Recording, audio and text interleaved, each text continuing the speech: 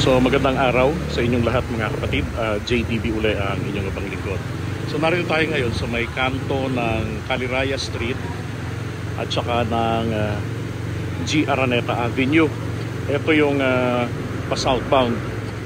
At gaya ng dati, nako, non-passable na naman po ang diretsyon ito. Pero meron ho namang nakakadaan yung mga matataas na mga sasakyan. Kumakanan sila dyan ho sa kanto ng makalagpas lang ng 7-Eleven. Yan ho yung Caliraya Street. So dyan po sila ngayon, dyan po sila kumakanan. Katulad ng isang sasakyang malaki kanina. Ang lalim po ng baha rito hanggang nagpaspusod po. Okay?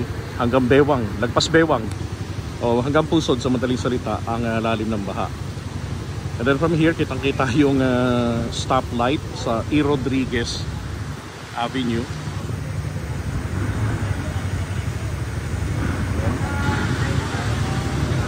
And then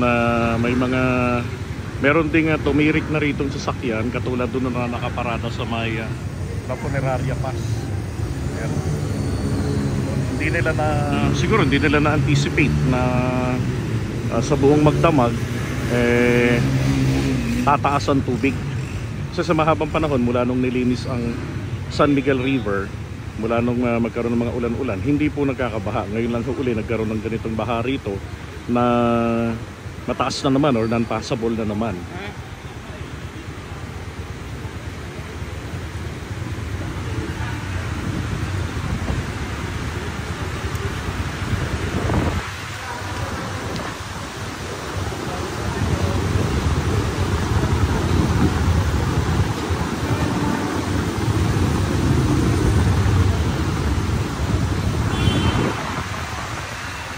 So sa mga nagbabalak na gumawi ng Makati, San Juan, Mandaluyong via G. Araneta Avenue, palagay ko ho, dyan pa lamang sa may Quezon Avenue, kumanan na po kayo o kumaliwa na kayo at makahanap ng ibang ruta para ho hindi kayo maipit dito sa baha. Dahil dito ho sa likuran natin, makikita naman natin ninyo na marami ng mga sasakyan ang nadaanan natin kanina na stranded na ho rito.